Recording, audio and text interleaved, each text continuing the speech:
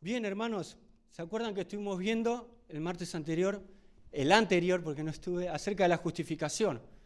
¿Qué era la justificación? Declarar a uno justo, la declaración legal de parte de Dios por medio de la obra de Cristo.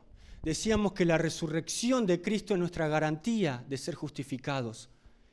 Y decíamos esta acreditación, esta imputación que le dimos a Cristo en nuestros pecados, ¿sí? Al que no conoció pecado, dice 2 Corintios 5:21, por nosotros Dios lo hizo pecado. Es decir, Dios lo trató como pecador a Jesús, para que nosotros fuésemos hechos justicia de Dios en Él. Por eso decíamos en Él. Antes decíamos que el corazón de la salvación es la unión con Cristo. ¿Sí? Y Dios nos ve a través de Jesús, de la sangre de Cristo, como si nunca hubiésemos pecado. Por eso, ¿se acuerdan que les mencionaba en la vida práctica? Cuando orás, al venir acá a la iglesia, a leer la palabra, al cantar una alabanza, acordarte que alguien derramó su preciosa sangre para que puedas acercarte al trono de Dios gratuitamente, y el Dios eterno, santo y justo te sigue viendo a través de la sangre de Jesús como si nunca hubieses pecado. Por eso decíamos que es infinitamente mayor que el perdón. ¿El perdón qué hace? Yo te perdono, pero vos hiciste algo, borra la culpa, ¿no? Te perdono. Pero la justificación es infinitamente mayor, como si nunca hubiésemos pecado. Y lo que vamos a compartir hoy acerca de la regeneración, algunas cosas, vamos a compartir unos minutos. Y lo primero que tenemos que decir, como estábamos viendo acerca de la justificación, sin justificación no podemos disfrutar, no hay regeneración, no hay nuevo nacimiento. Vamos a hablar de esto, de una regeneración, de un nuevo nacimiento. Anote regeneración, anote ahí. Bien, lo que nos toca ver hoy es esto, el significado y uso de la palabra. Si alguien tiene alguna consulta, pregunta, hermano, ¿sí? Vamos a estar ahí compartiendo, tranquis. Tenemos ahí el holocausto. Significado del uso de la palabra regeneración. Esto no lo anote, pero se los leo. Es del griego paligenesia o palín, que quiere decir otra vez. Esto sí me gustaría que anote, que quiere decir Génesis, origen, nacimiento. Génesis, origen, nacimiento. Cuando hablamos de esto, Génesis, nos estamos hablando de un comienzo. El primer libro de la Biblia, ¿cómo se llama? Génesis, comienzo. Y acá estamos hablando de un nuevo comienzo. Ahí vamos a ver algunas cosas de esto, ¿sí? Quiere decir este Génesis, origen, nacimiento, engendrado de nuevo. Y como bien decíamos, un nuevo nacimiento, un nuevo comienzo, una nueva vida. Una nueva vida en Cristo, ¿sí, hermanos? Anote estos versículos. Si yo voy rápido me avisa y lo repito nuevamente, ¿sí? Anote Tito capítulo 3, versículo 5, y si alguien lo puede estar leyendo, Tito capítulo 3, versículo 5, y Mateo capítulo 19, versículo 28.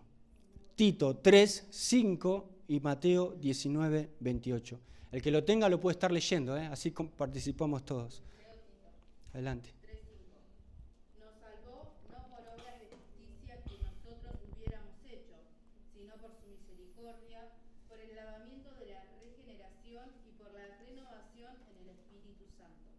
Ahí está. Esto nos habla de manera individual y habla a la iglesia. Dice, nos salvó, y más adelante dice, por el lavamiento de la regeneración. Ahí está la palabra, regeneración. Y por la renovación en el Espíritu Santo. Y ahora vamos a ver, esto es regeneración del individuo, dice Tito. Pero ahora vamos a ver que en Cristo, hermanos, hay una nueva vida para que entendamos una regeneración del universo entero. La Biblia dice en Apocalipsis, el último capítulo, que va a haber un cielo nuevo y una tierra nueva en Cristo. De manera cósmica, en el universo, toda la existencia, estamos hablando de esto, que va a haber una regeneración del mundo. Vamos a Mateo 19, 28, a ver.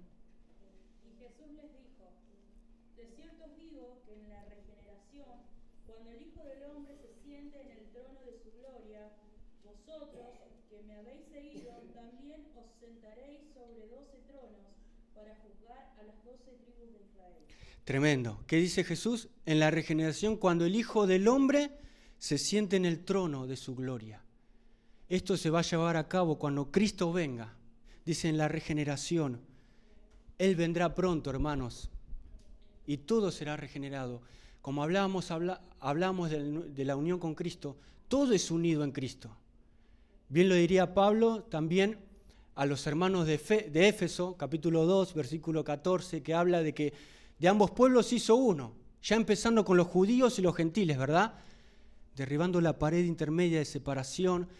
Lo vemos en Efesios también, más adelante, en el capítulo 1, más atrás, que dice que es la plenitud que llena todo en todo. Y acá vemos que también en Cristo, hermanos, todo el universo va a ser regenerado.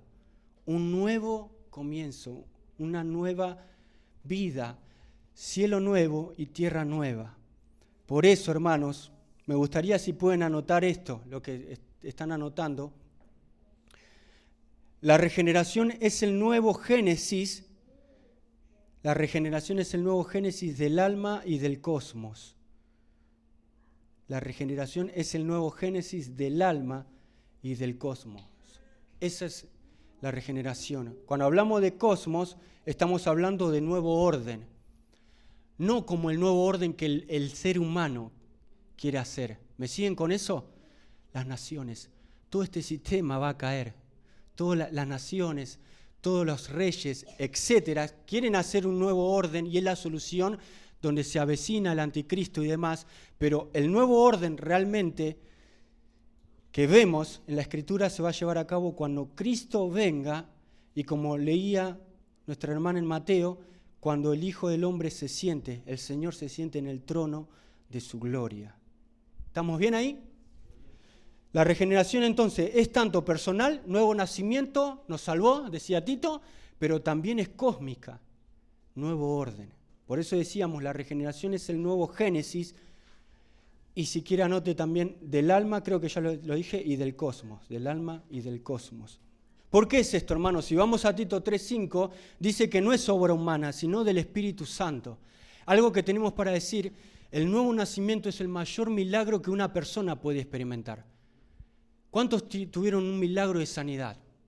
Dios sana, Dios sigue sanando, ¿verdad? Etcétera.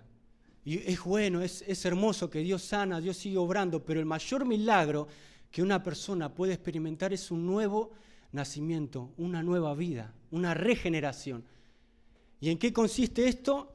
Que no es una obra humana, sino que es por medio del Espíritu Santo y es algo que siempre reiteramos y decimos que solamente Dios puede llevar a cabo en la persona. El nuevo nacimiento es algo que Dios puede llevar a cabo en la persona. ¿Y en qué consiste? En palabras simples, el nuevo nacimiento consiste sencillamente en ver a Dios en la persona de Jesús. En que la persona pueda ver a Dios en la persona de Jesucristo. Vamos a ver un ejemplo, ¿sí? Por eso decíamos esto, la regeneración es la obra inicial de la salvación. El pecador recibe nueva vida, un nuevo nacimiento, una nueva vida. Por eso el creyente debe reconocer que su nueva identidad no proviene del esfuerzo propio. No podemos nacer de nuevo por nuestras propias fuerzas, lo sabemos eso. ¿Se acuerdan Nicodemo? ¿Qué tengo que volver otra vez? No entendía. Sos principal. Son maestros de la ley, principal de la sinagoga y todavía no sabes esto, dijo Jesús. Pero ¿acaso tengo que volver a nacer de nuevo?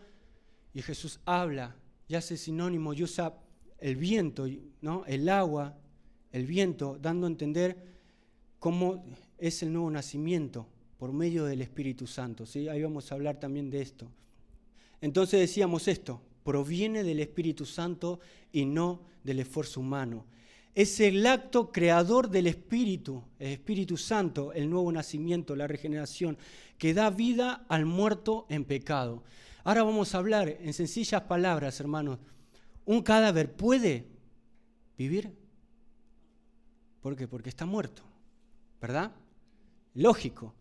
Esto estamos hablando. El nuevo nacimiento es algo que Dios puede hacer y que nosotros, estando, como dice Efesios capítulo 2, muertos en delitos y pecado, Él nos dio vida cuando estábamos muertos. Es una obra proactiva de parte de Dios, como vemos todo esto de la salvación, toda esta salvación tan inmensa que tenemos, este tesoro, como leía Pablo a los Corintios, en vaso de barro, para que la excelencia sea de Él. Resulta ser que la regeneración es el acto creador del Espíritu Santo que da vida al muerto en pecado. Muchos siglos atrás, antes de que venga el Señor, hubo un profeta que la estuvo pasando mal, y con los caldeos ahí, con el pueblo estaba. Y este profeta estuvo profetizando, llegó un punto a que estaba ya chupado del hambre y demás, y en el capítulo 37 él ve un valle de huesos secos, el profeta. Y él profetiza de parte de Dios y le hace preguntas a Dios, y Dios le responde, le dice que vivirán estos huesos, y luego dice que él ve cómo se levanta todo ese ejército y empieza a tener tejidos y demás. Eso nos habla, más adelante también dice que él iba a derramar su espíritu. En Ezequiel lo habla y también habla de esto, ¿de qué? De que Dios es el único que puede dar vida a los muertos.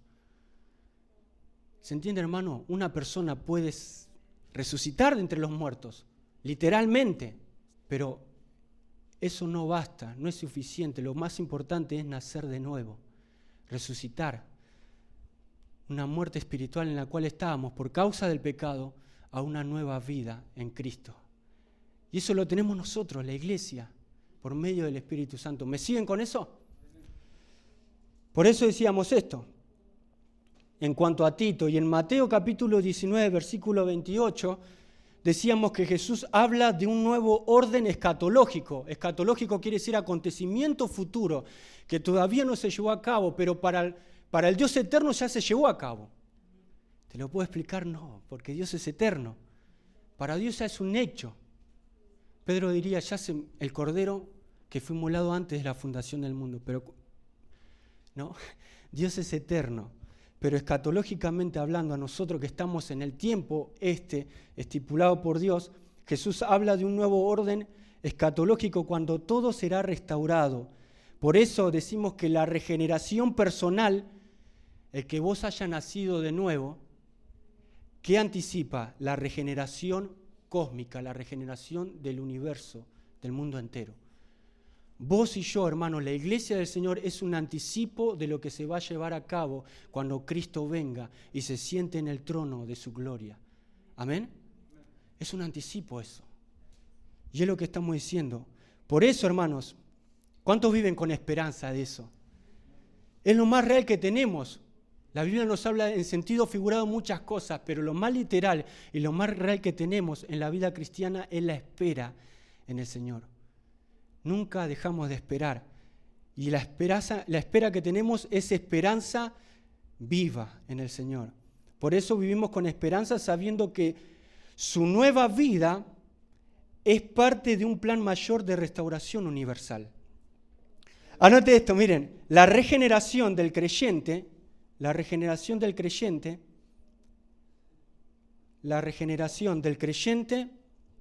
es la primera luz de la regeneración del mundo. Es un poco lo que estábamos diciendo.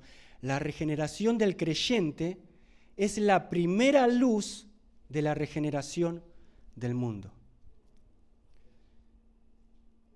Hablamos de esto, ¿no? Una regeneración.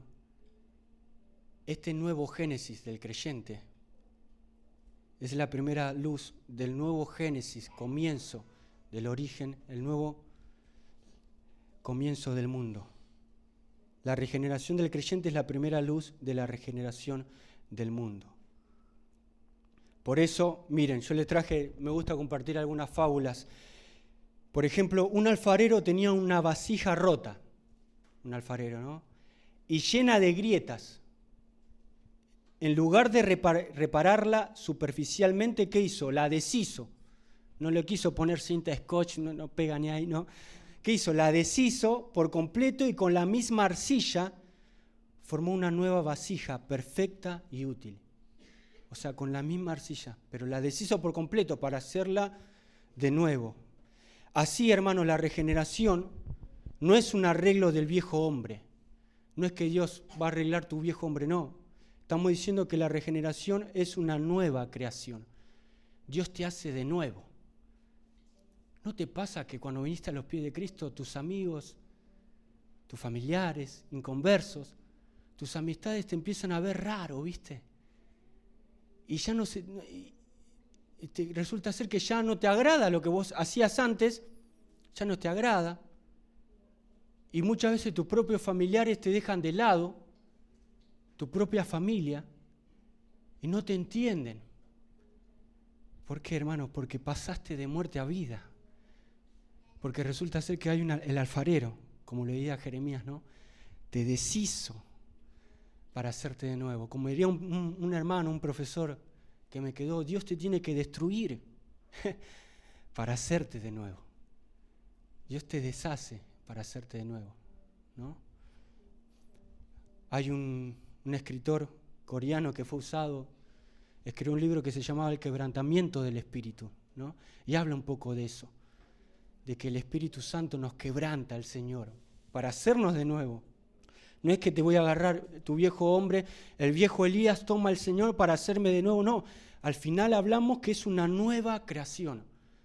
Pablo lo diría a los hermanos de Galacia, unos hermanos que tan pronto se habían olvidado del evangelio, de la regeneración, y querían, ¿saben lo que querían hacer? Volver otra vez a judaizar, a hacer algunas cositas, a tomar un poco del viejo hombre para ser salvo, circuncisión, etc. Y Pablo empieza en el capítulo 6, le dice, nadie me cause más molestia ya. Ya no importa la circuncisión ni la incircuncisión, sino una nueva creación. O sea, lo que importa es que el alfarero te deshace para que te haga una sola pieza, te haga una nueva creación en Cristo. Eso estamos diciendo, no es reparación la regeneración, sino que es recreación. No es reparación, sino que es recreación. Muy bien, hermanos. ¿Vamos bien hasta ahí? Entonces, en resumen, lo que decíamos es, la regeneración es el nuevo Génesis. El Espíritu Santo crea vida en el pecador que estaba muerto en delitos y pecados y anticipa la restauración del mundo. Somos un anticipo. Por eso fuimos sellados. Y todo nos habla de esto, hermanos, de que fuimos sellados con el Espíritu Santo de la promesa, como diría Pablo en Efesios capítulo 1, con el arras del Espíritu, que es el aval, que es el anticipo, que es la garantía, que es el pago por adelantado de lo que Dios está haciendo en el Hijo, a través de la iglesia, en Cristo. Somos un anticipo de la restauración del mundo, que se llevará a cabo cuando el Señor venga. Quiero que podamos compartir esto, hermanos queridos. Miren, si alguien puede, anote esto. Vamos a ver el desarrollo de esto. Si quiere, ponga el desarrollo y anote Salmos capítulo 51, versículo 10. Y si alguien lo puede estar leyendo, Salmos 51, 10, y digo lo siguiente. Si querés ver lo que es un nuevo nacimiento, lo que es una oración de un arrepentido, lee el Salmo 51 completo en tu casa. Vamos a ver el Salmo 51, pero vamos al versículo 10. Miren lo que dice David. Crea en mí, oh Dios, un corazón limpio, y renueva un espíritu recto dentro de mí. Ahí está. Acá estamos hablando de que la regeneración, el nuevo nacimiento está anticipado en el Antiguo Testamento y lo vemos acá en la oración de David. ¿Se acuerdan qué hizo? Pecó, ¿se acuerdan? Tomó a Betsabé por mujer, mató a su esposo, lo mandó adelante de la guerra ahí, que era blanco fácil.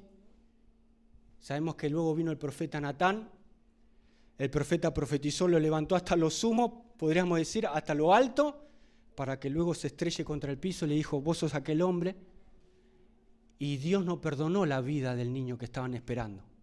¿Se acuerdan la historia? ¿Y él qué hace? Luego de que sabe la noticia de sus siervos, va a adorar al templo. En realidad no estaba el templo, ¿no? Pero va a adorar al Señor. porque el Señor respondió la oración y en una de las cosas que dice es, crea en mí. ¿Sabe lo que está usando acá David? La misma palabra de Génesis capítulo 1, versículo 1. En el principio creó. La palabra es vara del hebreo. Y esa palabra nos quiere decir que Dios es el único que crea de la nada. Vara quiere decir crear de la nada. ¿Vieron cómo anticipa esto, el nuevo nacimiento? Solamente Dios es el único que puede crear de la nada. ¿Por qué? Porque para Dios nada es imposible, ¿no? Lo vemos en la palabra de Dios, para Dios nada es imposible. Y Él es el único que crea de la nada, pero ¿cómo puedo, si no hay nada, cómo podés crear? El Dios eterno es el único que crea de la nada. El ser humano crea, quiere crear cosas, pero no, inventa cosas de los minerales, de las cosas que Dios creó. Y David está orando y usa la misma palabra. Dice, mirá, Señor, un corazón arrepentido dice, Señor, crea de la nada. No sé cómo lo vas a hacer. Él se arrepintió de corazón y dice, crea en mí, Señor, crea de la nada un corazón limpio, una regeneración. O sea, crea de la nada, quiero que sea de la nada de nuevo, un corazón limpio y renueva un espíritu recto dentro de mí. Luego sigue diciendo más cosas, ¿no? Pero vamos ahí. David, acá reconoce que no basta con perdón. Necesita un corazón nuevo. Por eso dice un corazón limpio y renueva un espíritu recto dentro de mí. No sé cómo lo vas a hacer, pero yo sé, y David toma el mismo Génesis capítulo 1, está tomando el Génesis, el primer Génesis, y le está diciendo, Señor, yo quiero otro Génesis en mi vida. Un nuevo Génesis, Señor. No basta con pedir perdón. Mucha gente se acerca a la iglesia de enero a diciembre, lo vemos en muchas congregaciones. Hay muchos, como dijo un hermano, que son turistas del Calvario, que no quieren pagar el precio. Muchos vienen porque, bueno, a ver, y voy a ver si siento algo, y al final no se trata de sentir, sabemos esto. Yo comenzaba diciendo que Dios no se trata de éxito, sino de ser fiel al Señor, lo que dijo el hermano, ser fiel. Y hermano, todos podemos levantar, como dijo mi hermano en la oración al comienzo, que tenemos problemas, ¿verdad? Dificultades y demás, pero Dios sigue siendo fiel. Él sigue siendo fiel, amén. Y acá lo que dice, Señor, yo quiero un nuevo Génesis. No sé cómo lo vas a hacer, pero Señor, quiero un nuevo Génesis en mi corazón y renueva un espíritu recto dentro de mí. No bastaba con pedir perdón, decíamos, sino que David pedía y necesitaba un corazón nuevo. Por eso, hermanos, la regeneración es la respuesta de Dios al clamor del pecador arrepentido. Es la respuesta de Dios, ¿sí? Por eso me gustaría que anoten lo siguiente. El perdón borra la culpa, como bien decíamos en la justificación también. El perdón borra la culpa, la regeneración crea un corazón nuevo. El perdón borra la culpa, la regeneración crea un corazón nuevo. Él nos perdona, hermanos, pero también es el Dios que crea un corazón nuevo. El perdón borra la culpa, la regeneración crea un corazón nuevo. Vamos a leer, si alguien puede anotar también, buscar y anote también, Jeremías capítulo 32, otro que no haya leído y quiere leer está en libertad, hermanos. Jeremías 32, versículo 38 al 40, 32, versículo 38 al 40, y también anote Ezequiel 11, 19 al 20, 11, 19 al 20 de Ezequiel, y también Ezequiel 36, 24 al 30. 36, 24 al 30. Vamos a ver ahora la regeneración, el nuevo nacimiento que estaba predicho como experiencia futura de Israel. Vamos a Jeremías 32, 38 al 40. ¿Quién lo tiene? Y me serán por pueblo, y yo seré a ellos por Dios, y les daré un corazón y un camino para que me teman perpetuamente, para que tengan bien ellos y sus hijos después de ellos. Y haré con ellos pacto eterno que que no me volveré atrás de hacerles bien. Y pondré mi temor en el corazón de ellos para que no se aparten de mí. Ahí está, tremendo. ¿Vieron que dice? Dios promete darles un corazón, un solo corazón y un solo camino. Como leíamos ahí, el 39, les daré un corazón y un camino para que me teman perpetuamente. Estaba ahí en el patio de la cárcel de Sedequías, Jeremías, viene su primo, Anamel, y compra un terreno en Anatot, capítulo 32, y resulta ser que ya estaban ahí, Nabucodonosor rodeándolos en el contexto, pero ¿qué está pasando acá? Firma ahí con testigos, ora a Dios y le dice, Dios, ¿por qué me hiciste comprar el terreno si ya va a ser destruido? Sabemos, está el versículo clave, famoso, que sabemos todos. Dios le dice, yo soy Jehová, Dios de toda carne, ¿habrá algo que sea difícil para mí? Después Dios le dice, acá se va a seguir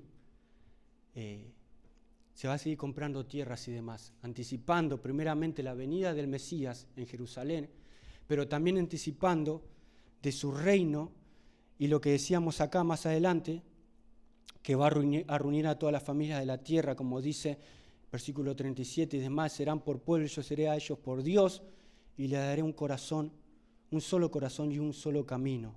Vamos a Ezequiel 11, 19 al 20. Ezequiel 11,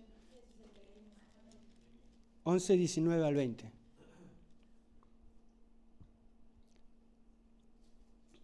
Les daré un corazón y un espíritu nuevo, pondré dentro de ellos. Y quitaré el corazón de piedra del medio de su carne, y les daré un corazón de carne, para que anden en mis ordenanzas, y guarden mis decretos, y los cumplan, y me sean por pueblo, y yo sea a ellos por Dios. Tremendo. Vieron que acá añade un poco más, dice, les daré un corazón nuevo y pondré espíritu nuevo dentro de ellos. ¿Se acuerdan cómo oraba David? Un corazón limpio y un espíritu recto dentro de mí. Ya lo vemos más adelante acá en los profetas. Y uno puede decir, pero ¿cómo el rey conforme al corazón de Dios está pidiendo un otro corazón? ¿Verdad? Qué tremendo es eso. Y acá lo vemos en Ezequiel y también capítulo 36 de Ezequiel, capítulo 36, versículos 24 al 30. Vamos a leer, miren, en vez de todo ese pasaje para avanzar, vamos a leer 25 al 27. 25 al 27. 36, 25 al 27. 36, 25 al 27. Esparciré sobre vuestras aguas limpias, esparciré sobre vosotros agua limpia, y seréis limpiados de toda vuestra inmundicia, de todas vuestras inmundicias, y de todos vuestros ídolos os limpiaré. Os daré corazón nuevo y pondré espíritu nuevo dentro de vosotros, y quitaré de vuestra carne el corazón de piedra y os daré un corazón de carne. Y pondré dentro de vosotros mi espíritu y haré que andéis en mis estatutos y guardaréis mis preceptos y los pongáis por obra. Muy bien, vieron que vuelve a repetir lo mismo, Ezequiel. Espíritu nuevo y un corazón nuevo. La regeneración es obra soberana de Dios, estamos viendo, prometida como renovación nacional. Israel estaba en el cautiverio en Ezequiel, sabemos esto, y también espiritual, no solamente renovación nacional, sino también espiritual. El nuevo pacto es un pacto de corazones regenerados. ¿Se acuerdan que Dios dice también, escribiré mis leyes no en tablas, sino en sus corazones? ¡Wow! ¿No?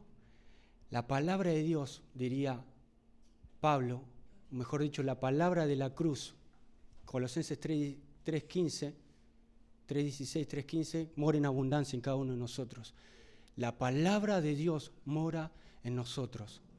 Cuando Jesús estuvo también caminando, Dios mismo con los fariseos que estaban ahí, que escudriñaban las Escrituras, en el capítulo 6 de Mateo, que ponen sus filacterías, que era una cajita que se ponían acá, que todavía lo siguen haciendo, donde se ponían versículos, nosotros llamaríamos perlas bíblicas, ¿no? Como señal de que la palabra moraba acá, resulta ser que el Señor dice, pondré mis palabras en sus corazones.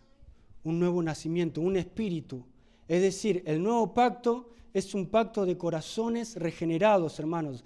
Anote Juan capítulo 3, versículo 1 al 12. No lo vamos a leer, pero es el pasaje de Nicodemo. Que Nicodemo está ahí, habla de noche con el Señor, y el Señor le dice en otras palabras a Nicodemo, el que no naciere de nuevo no puede ver el reino de Dios. Y acá nos habla de que la regeneración es indispensable, no es opcional, sino requisito para entrar en el reino de los cielos. Por eso, hermanos, debemos examinar si hemos nacido de nuevo. Hoy me acordaba acerca de esto, que había un predicador hace muchos tiempos, donde no había electricidad y demás, y él siempre se sentaba acá, en la primera fila, antes de subir a predicar, y siempre oraba las mismas palabras. Él decía al Señor, creo en el Espíritu Santo, creo en el Espíritu Santo, creo en el Espíritu Santo. ¿Sí? Y cuando le preguntaron a este varón por qué oraba así, él decía, porque cada vez que yo subo a predicar, decía, le estoy predicando a muertos. ¿No? Entonces decía, claro, porque el Espíritu Santo, porque no todos, hermanos, los que están en la iglesia del Señor nacieron de nuevo. Esto es real. No todos nacieron de nuevo y también no todos están convertidos. Como dice el pastor muchas veces, muchos están convencidos, pero pocos están convertidos. El estar convencido puede ser me convenzo de algo, o como diríamos, muchos están involucrados. Yo pertenezco al ministerio incomparable, pero pocos comprometidos, ¿verdad? Es como los que van a la cancha. Eso es los que están comprometidos y pagan la cuota, los socios, pero los que ven por TV están involucrados. Al final se trata de esto, hermanos, de estar comprometidos. Y lo que decíamos acá, hermanos, que nos podamos examinar si hemos nacido de nuevo, no solo si conocemos la palabra de Dios. Yo puedo conocer, hermanos, podemos conocer la palabra de Dios, y etcétera y demás, pero al final, si no hemos nacido de nuevo, no podemos entrar en el reino de los cielos. Si no hay un nuevo nacimiento, un cambio de vida. Hermanos, hablamos de los ministerios, de los dones que el Señor reparte a cada uno, como Él quiere, ¿verdad? El Espíritu Santo. Yo no puedo hacer lo que cada uno de ustedes hacen. Cada uno Dios nos usa de manera particular, conforme a la multiforme gracia de Dios. Pablo hablaría de la biología del cuerpo humano, Pedro hablaría de la construcción de las piedras edificadas sobre como casa espiritual, etc. Hermanos, pero lo más importante es el fruto del Espíritu Santo. Amor, gozo, paz, paciencia, bondad, benignidad, fe, mansedumbre, templanza. Contra tales cosas no hay ley. Hermanos, podemos tener, y Pablo habla de eso, Miren que habla, le dicen los corintios, me alegro que yo tengo más dones que ustedes. Y ellos hablaban en lengua, tenían dones, pero no habían nacido de nuevo, hermano. Capítulo 1. Perdón, primera carta, ¿no? Entonces la primera carta, había incesto, lo que pasaba en la iglesia, se peleaban los hermanos y los mandaban a tribunales, y la gente del mundo eran más cristianos que los propios cristianos. Tremendo. Y Pablo dice, yo me alegro que yo sé más, que tengo más dones que ustedes. Y entre el medio del capítulo 14, el hablar en lenguas, y entre el medio del capítulo 12, los dones y los ministerios, él dice, en el capítulo 13, les muestra un camino más excelente. Y empieza a hablar del amor. Esa es la evidencia de que hemos nacido de nuevo, porque el fruto del Espíritu Santo es el carácter de Cristo, desarrollado en nosotros por medio de una obra constante y fluida del Espíritu Santo en la iglesia. El Espíritu Santo, hermano, el fruto. Amén. Qué bueno que podamos anotar nuestras oraciones. Siempre digo yo a los hermanos de una materia que es síntesis bíblica 1, una de las tareas que le hice hacer es que escriban su propio salmo. Y algunos lo hicieron como que le cuesta, porque tenían que escribir un salmo, su propio salmo, de manera personal, tomando ejemplo de los salmos. Y a algunos sí les gustó, me han se han puesto contentos, me han dado gracias porque les gustó la tarea de hacer eso. Qué bueno es anotar la lista, Señor, amor, gozo, paz. Todo eso, hermanos. Señor, no es que no lo tenemos, necesitamos que crezca en nosotros, amén. Porque el Espíritu Santo no es que lo tenemos en cuotas, es uno. Pero tenemos que el Espíritu Santo siga trabajando en nosotros, amén. Pablo dice, mire, acabo con el hambre en el mundo, Corintios. Tengo dones, doy mi cuerpo para ser quemado, etcétera, pero si no tengo amor, ¿de qué sirve, no? Y acá lo que vemos es esto, hermanos. El nuevo nacimiento no es opcional, sino un requisito.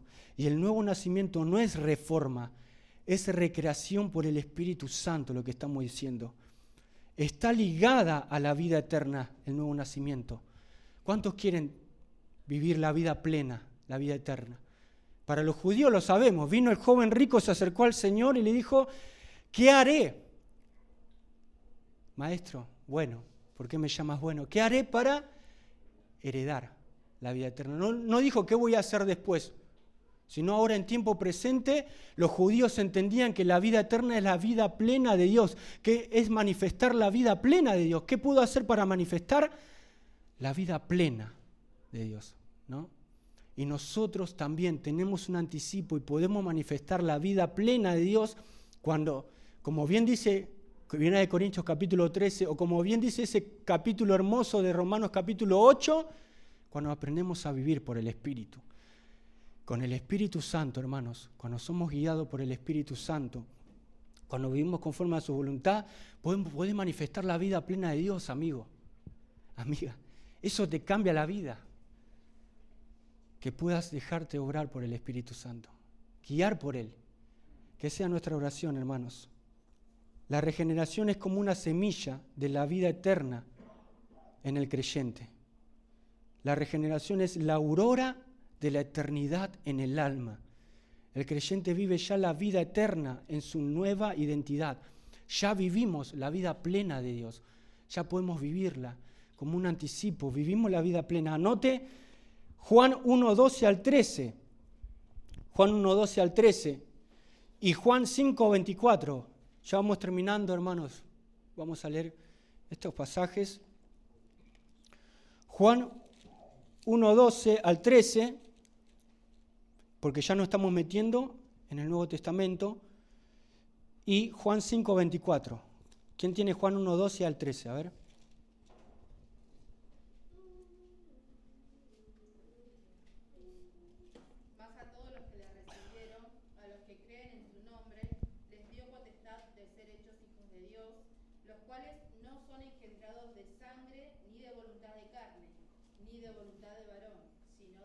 Ahí está.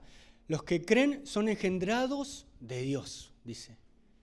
No de sangre ni de voluntad de carne, ni de voluntad de varón, sino de Dios. Juan 5:24.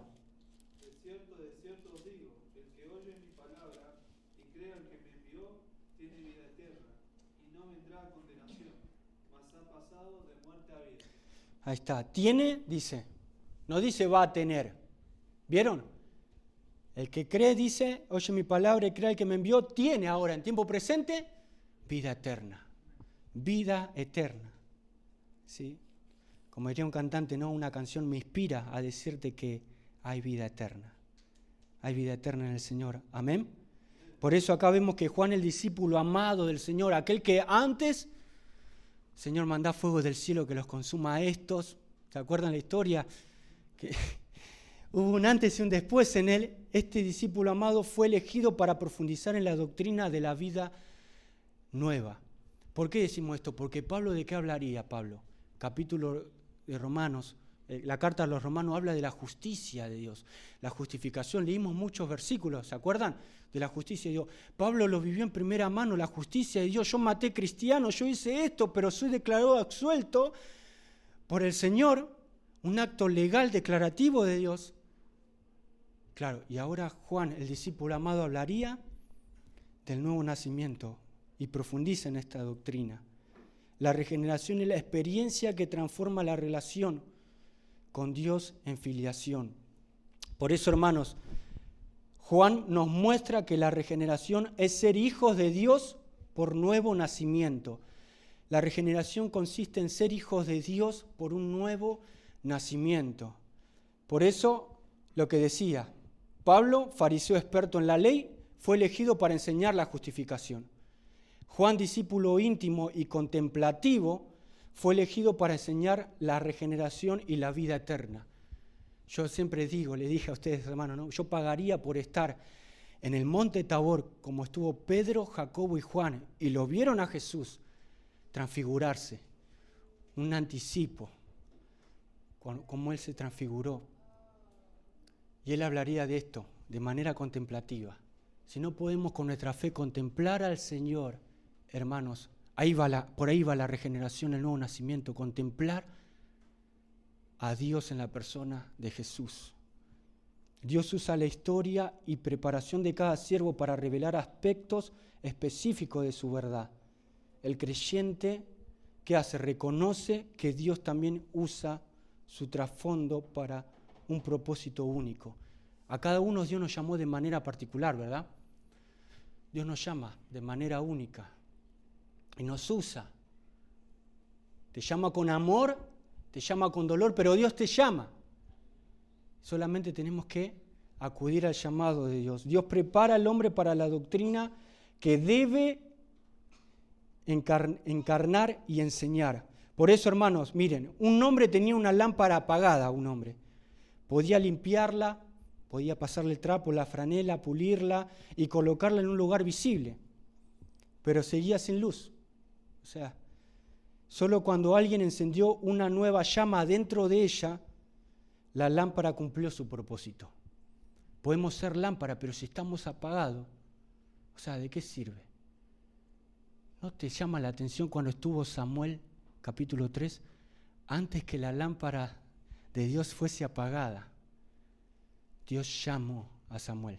No había visión con frecuencia.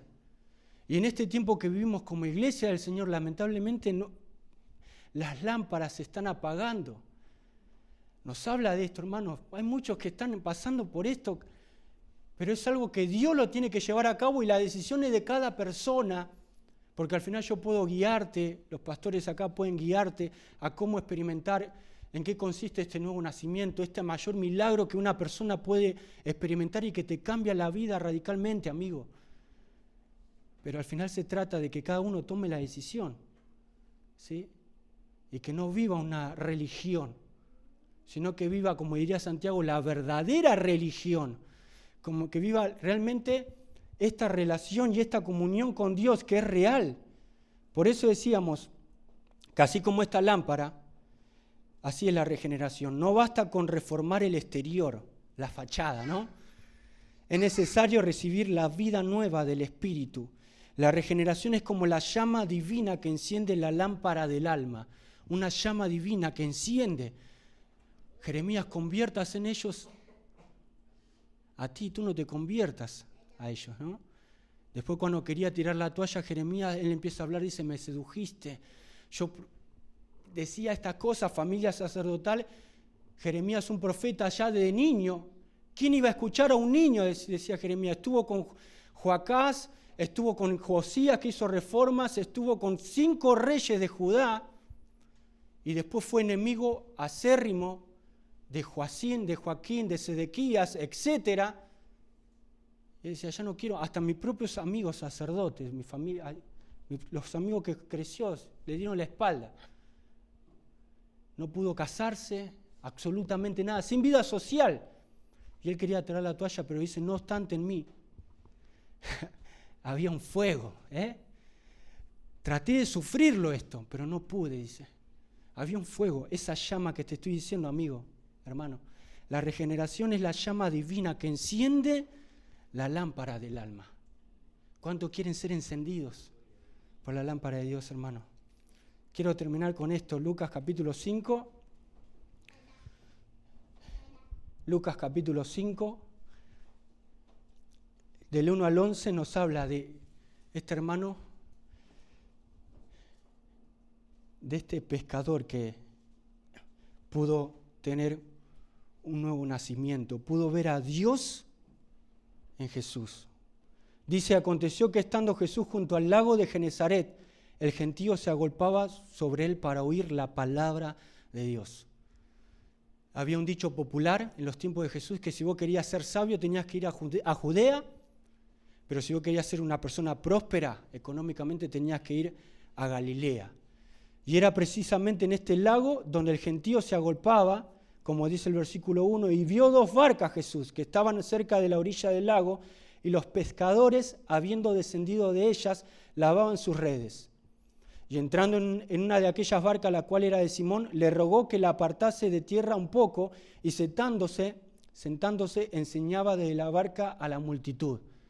Me gusta mucho esto, cómo el Señor quiere contacto visual de alguna manera con las personas. No hay nada peor que le hables a una persona y la persona no te esté mirando a la cara, ¿verdad? Es como que está desconectado. Pero Jesús se subió a la barca para que puedan verle. Y era justamente en la barca de Simón en la que estuvo. Y dice el 4, cuando terminó de hablar, dijo a Simón, boga mar adentro y echad vuestras redes para pescar. Pregunta, en el versículo 1 decías que era un lago. Claro, y Jesús dice acá, ¿no le llamó la atención eso? Dice el Señor, boga mar adentro. ¿No? Echad vuestras. ¿Por qué el evangelista Lucas tiene que poner esto? ¿No? Acerca del mar. Porque al final nos habla de esto, hermanos, de que el evangelio, esto creo que lo he comentado también anteriormente, una de las veces, una vez creo que lo comenté, se trata también de un éxodo, donde salimos de la esclavitud, estamos en este peregrinaje. Algunos tal vez tienen que cruzar el mar para poder caminar y entrar a la tierra prometida, o el río Jordán para entrar a Canaán. Y acá el evangelista quiere darte esta idea de cómo el Señor le dice que bogue mar adentro y echad vuestras redes para pescar. Respondiendo Simón le dijo, Maestro, toda la noche hemos estado trabajando y nada hemos pescado, mas en tu palabra echaré la red. Tremendo es esto. Es interesante cómo podemos ver esto, que según los expertos, en el día, a la mañana, los peces dejan la orilla del mar y se meten en las profundidades y es imposible pescar con redes. Por eso dice que estuvo toda la noche Pedro con sus amigos pescando, porque si era buen pescador Pedro, sabemos que él tenía por lo menos todas las características de un pescador nato, y pescó de noche, toda la noche. Y me gusta cómo dice, en tu palabra echaré la red. Está bien, Jesús, maestro, dice, por ahora sos maestro. Los expertos dicen esto, y vos sos carpintero, y encima de Nazaret me venís a enseñar a mí que yo soy pescador, podría haber dicho Pedro, ¿no? Pero tampoco la pavada, Jesús. Dijo, echad vuestras redes, el Señor. Y él dice, en tu palabra echaré la red, una sola. Y dice el 6, y habiendo hecho, encerraron gran cantidad de peces y su red se rompía. Entonces hicieron señas a los compañeros que estaban en la otra barca para que viniesen a ayudarles, y vinieron y llenaron ambas barcas de tal manera que se hundían, dice. Acá, hermanos, presta atención en este, versículo 8. Dice, viendo esto, Simón Pedro cayó de rodillas ante Jesús, diciendo, apártate de mí, maestro. ¿Dice así? Señor, porque soy hombre pecador.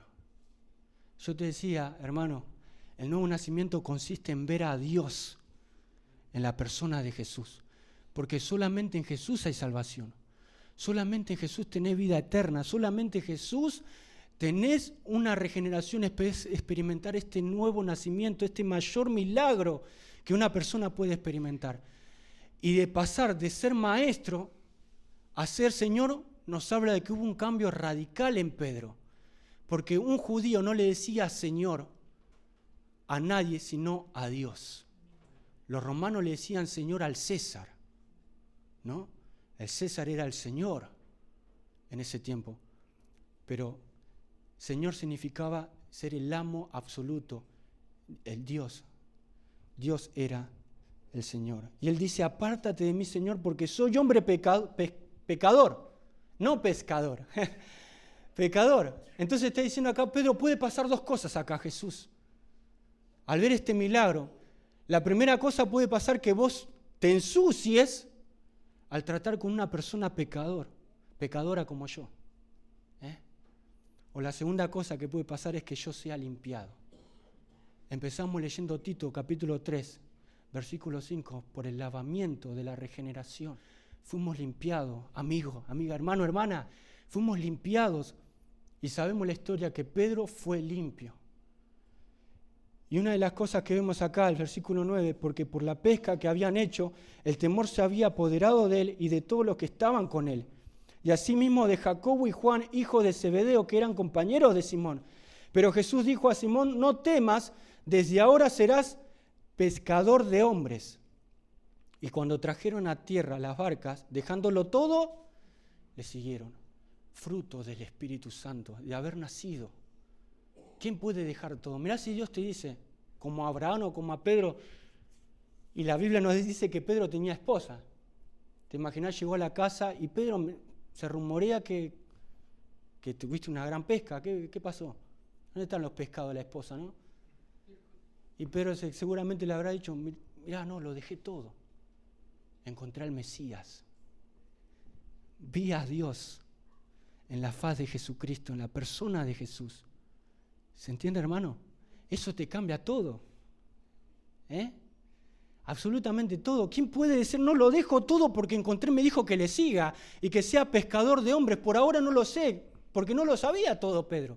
No sé qué significa esto, pero yo lo sigo.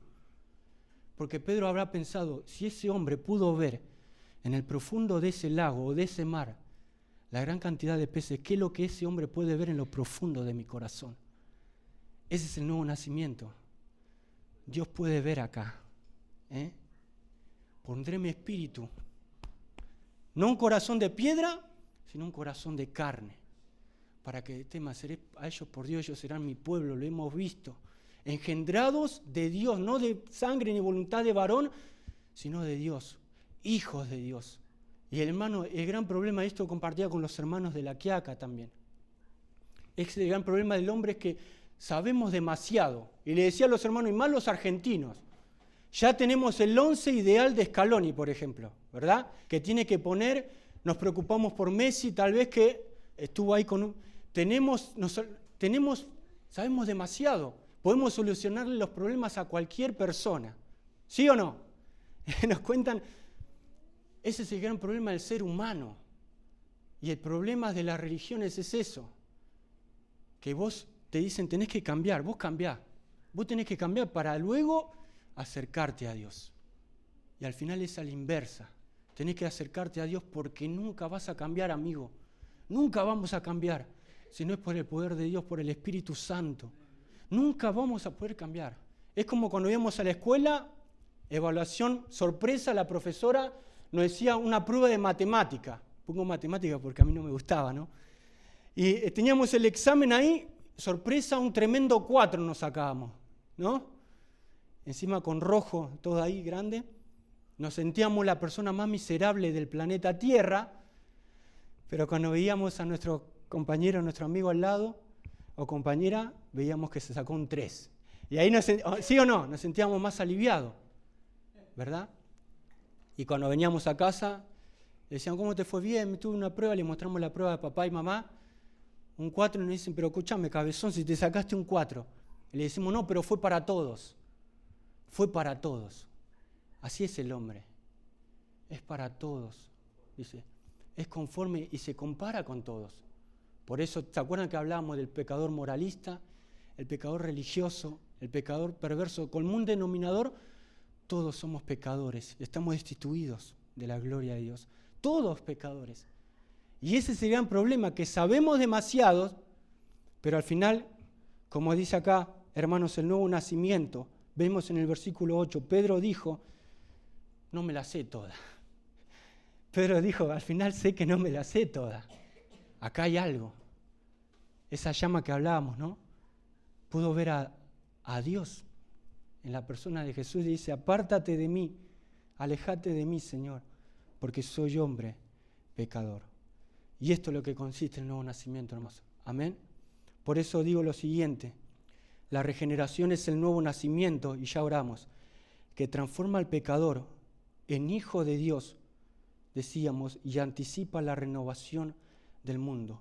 Aquella persona pecador pasó a ser un hijo de Dios, y Dios le da la oportunidad de su vida, y al ser humano le da la oportunidad de su vida, hermano, que no tiene que desaprovechar de ser un hijo, una hija de Dios, a través del nuevo nacimiento.